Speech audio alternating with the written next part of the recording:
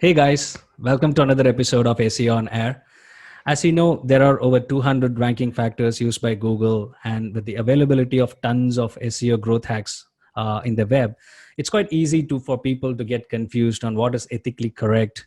And however, it's essential that you explore some of the methods and understand each of them so that you can make the best decision. Because SEO is a long form game, it's a marathon. It's quite important to understand which technique works really well and which is white hat. So, in today's show, we are going to discuss the proven white hat methods, which could possibly help you with ranking improvement as well as stability. So, to discuss more about this topic, we have a special guest today, Mr. Tye Odom, who's the Director of SEO at Randall Reilly. Tye, welcome to the show.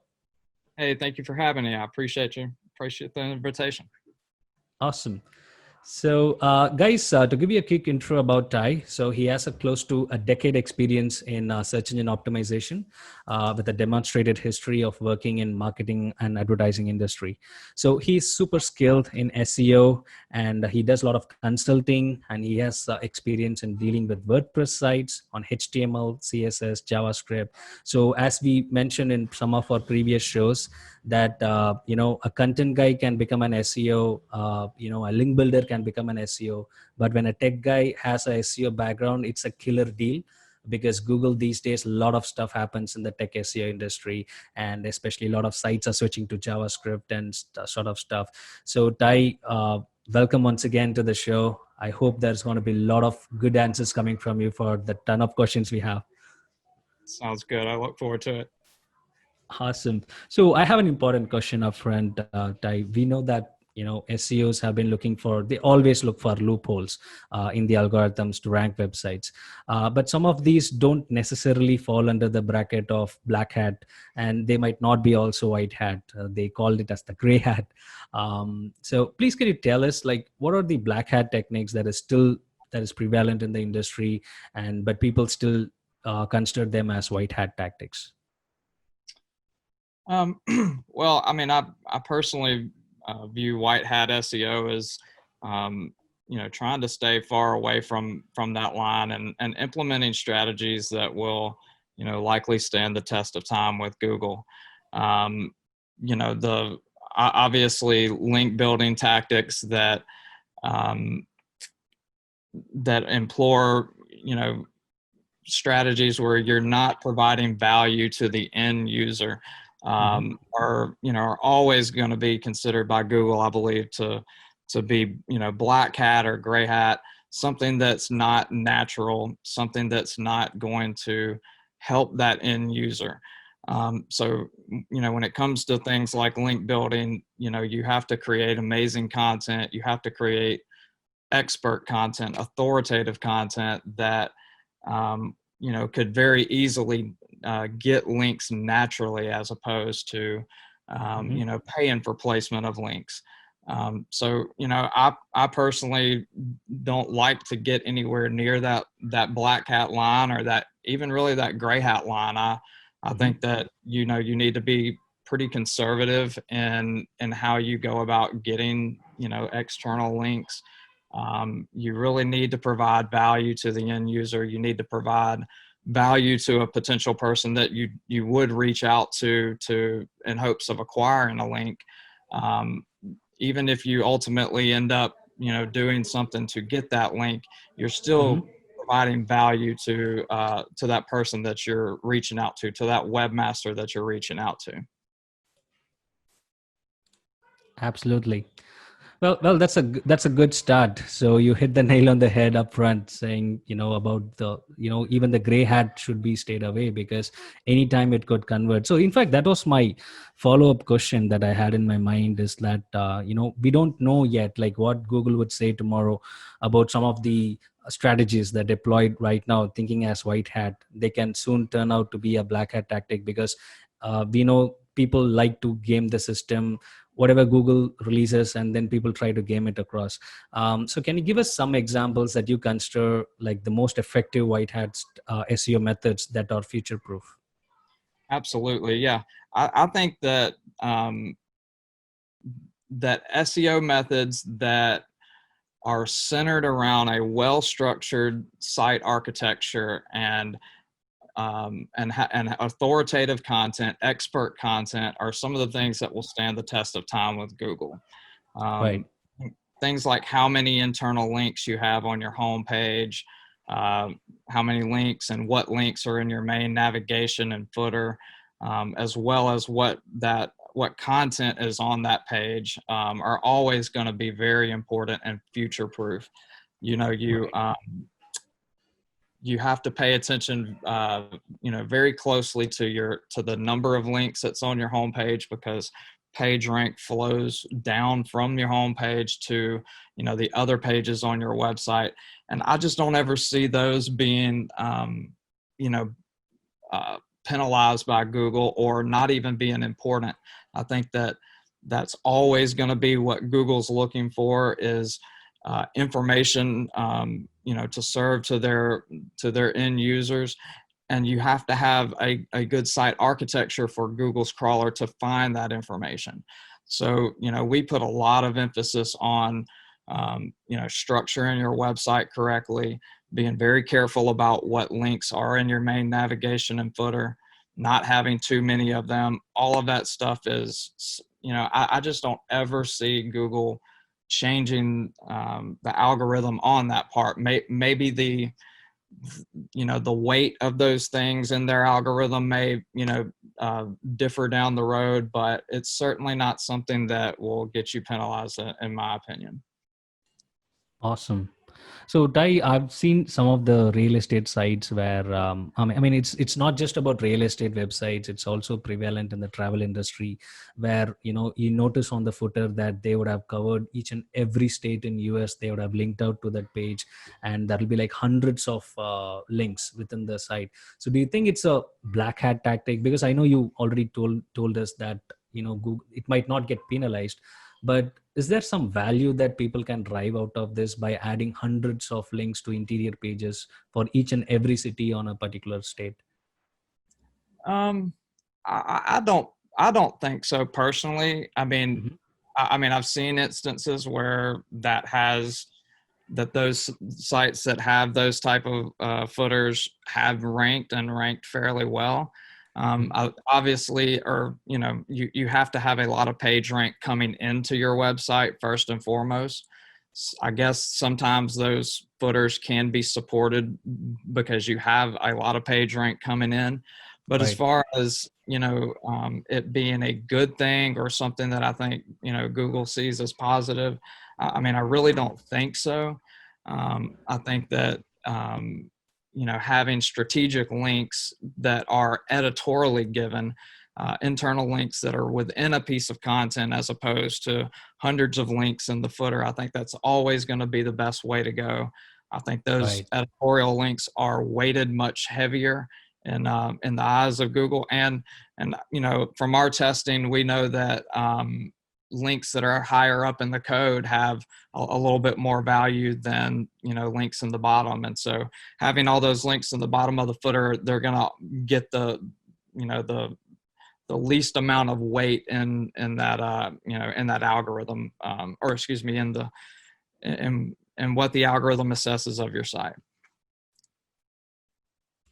Great. So that means what you're suggesting is the interlinking on the main body of the content or in the top section has much more value compared to stuffing all those backlinks and thinking that that's going to help, especially on the footer, right? Correct. And it goes back to, also just having a well-built site that has, expert content so that you can, it doesn't mean that you don't need to find a way to link to, all those hundreds of pages that would be in the footer, but you need to have editorially given links that are coming from a piece of content that are highly relevant to, Mhm. the anchor text that's in that footer. Like you said, all the states, Right. coming up with a great piece of content so you can more naturally put that link into, a piece of content that's going to weigh much heavier in Google's algorithm. And it's going to give opportunity to get to those pages, because if you have that piece of content, if you can get that piece of content to rank itself and somebody lands on that page from a search result, then they may click on that link and, use that link as it's, intended to be used by, in Google's eyes. Great. That's great info, Ty. Now let's consider a situation, Ty, wherein if the website is brand new, right, and they're just trying to do SEO for the site. Now, I know a lot of SEOs would love to hear this answer from you. Like, what is the safest and fastest way, using the white hat tactics itself to rank such new websites? Well, these days I would definitely put a lot of focus on your page loading speed. I would get that page loading speed as fast as possible. I know that there is a Google developer chat that states that any page that loads over 3 seconds is going to lose at least half of the visitors that have landed on that page. So I Right. would put a lot of focus on that first and foremost, and just trying to get your site. I hate to keep coming back to site architecture, but I do believe in the importance of it. I've seen it time and time again. I would, if the domain is brand new, you don't have any external links coming to come into that domain that you're building this new site on, then you're really going to have to try to identify a handful of pages that you want to start out with, and be very limited in where you link to those in your navigation, and not have a bloated main navigation or a bloated footer, or even a lot of links on the home page. You need to keep it pretty simple and grow over time. As you get more links to your website from other websites, as you get more page rank coming into the site, then you can, slowly build out your main navigation in terms of the numbers of links. You can, continue to add over time as you grow the site. I don't believe that, you should start out with, a flat site architecture. It needs to be much more vertical. And, that to me is the most important thing, along with, once again, writing high quality content, unique content. Um, Right. I guess the last thing that I would add too is, um, you need to focus on not having thin content, because one thing that I learned with a powerful tool that we use at Randall Raleigh is that, Mhm. your coding in your global navigation and the coding in your global footer also go into the duplicate content percentage. So that global header and global footer are going to be on every single page on the site, right? So you have to have enough unique content in between that code to be able to lower that duplication percentage across your website. And so I Right. would focus heavily on getting that duplication percentage as low as possible, and that's going to come through having unique content that's, not duplicated across your site or duplicated on another website. Absolutely. So that is a good info, Ty, because like I mentioned at the start, the first question where we were discussing about adding a lot of links in the footer. Now, if those pages are simply built out just to game the system, and if the landing pages of those links, if they're not having enough content, then suddenly we are looking at 100 pages having thin content, and they're all Right. almost the same, right? Right. And that, yeah, you're correct. That bloated footer is going to greatly increase that duplication percentage. So that's another, ding that Yeah. you'll get. Great. So Ty, now that assume that now the whole content, the on page, and then the interlinking, and then especially the header, footer, and all these things are properly in place. And I did notice that you mentioned a lot about backlinks, right? Acquiring these kind of backlinks. Now there is a lot of gray areas there when it comes to backlink acquisition. Now, according to you, since the topic right now we're dealing with more of white hat, now, what according to you is like a reliable or the best backlink that you can get for your website? The best backlink that you can get for a website is always going to be from other expert, authoritative websites that have some relevance to your website. It can be loosely associated, but as long as the website that you're getting a link from, is putting out good content, is putting out authoritative content, has some kind of tie to your industry, or there's a legit reason for that link to be there for the end user, then I think Right. that that's always going to be, 100% white hat backlink. You really just want to, um, build relationships with other websites in your industry and, um, you know, related industries that, you know, Mhm. that have a lot in common with you, and that's never going to get you in trouble in my eyes. I don't believe those are always going to have value because they have value to the end user. Absolutely. And also to keep a close eye on the incoming links, because now negative SEO is quite a lot these days. We, in fact, we have covered a detailed podcast about it before. Now, I think in one of that podcasts that came in was to keep monitoring Search Console at least once a week, trying to check if the backlinks that you're acquiring naturally, is it healthy and sort of stuff. So there is also, because like you mentioned, if you are getting links from authoritative sites, and then over a period, suddenly if there are a lot of links coming from unwanted sources, I think the most common thing is a lot of backlinks coming from numbered domains, right? And .xyz extensions, and there's a lot of things that happening in the industry now.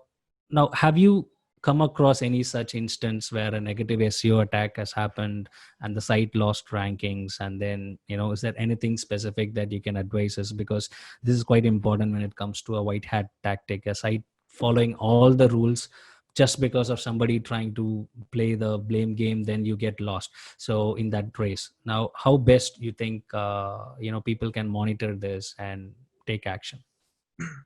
Well, yeah, I mean, we've had I've come across one site that there was a suspected negative SEO attack. Hmm. Um, we just try to look at every last resource that we can, and Ahrefs.com, Hmm. Majestic, Hmm. obviously Google Search Console. We use a Right. lot of those different tools and try to build, a big list so that we can disavow if necessary. I'm honestly kind of under the opinion now that, Google, um, may look at what we would consider toxic links. I'm wondering now if they're not just devaluing those and not really penalizing you for it. But I haven't had a lot of experience with a negative SEO attack, but just staying on top of your backlink profile, manually pruning as many links as you possibly can. We always try to start with a manual process because that is part of the disavow file, as well as documenting your manual outreach attempts to get that link removed. Right. But that's pretty much how we do it, is just combine all the different tools that we have, and kind of start at the top and look for things that look for domains that may have adult words in there, or things like that. We really try to prioritize them and knock out the ones that we would think would be associated with a bad neighborhood or something like that, a bad link neighborhood. We try Right. to knock them out as quickly as possible, first and foremost. Absolutely. Cool. So now moving on to the most important bit, Ty. So this is regarding the CTR, the click through rate optimization. Now we know people are trying to use a lot of structured data, trying to get their try to increase their real estate on the SERPs. Now, I mean, a few years back when Google introduced the rating schema, and then people started gaming it by adding a lot of fake reviews, and then Google started taking notice. So what, according to you, is like the safest way for people? What are the recommended schemas that people should really look after? And what are some of the best practices on that? Well, I mean, to me, it's really just about not being spammy. I Mhm. mean, it's very similar to in my opinion, kind of, the early days of link building, just staying away from, anything that looks manipulative, anything that looks like you're trying to game the system. Don't go in and start adding, different category types and, different types of schema that don't apply to your website. Obviously, you need to go through um, the different schema types and do find all the ones that apply to your website and your industry, your business, and fill them out as complete as possible without, you know putting in things that do not apply, things that, don't include keywords that, don't apply to your company. Don't do spammy things just in hopes of getting traffic. That Right. that to me is never going to work. You're going to get, I think you'll get penalized for it as well. And just, trying to be as complete as possible while being, 100% legit. Absolutely. Great. Well, that was a really interesting conversation, Ty. So we really learned a lot from you when it comes to White Hat. I'd like to thank you so much for, on behalf of the audience, for listening to the show, for being part of this and answering all the questions patiently. Thanks a Uh, lot for your time. Thank you so much. I really enjoyed it, and I appreciate you having me on. Great. So, guys, so feel free to leave your comments as usual. Feel free to share your suggestions of what better questions that that you guys have that we can ask our speakers, and they'll be able to answer them all. Feel free to get all those comments in. And Ty, thank you so much once again. All right. Thank you. Have a great day. Bye.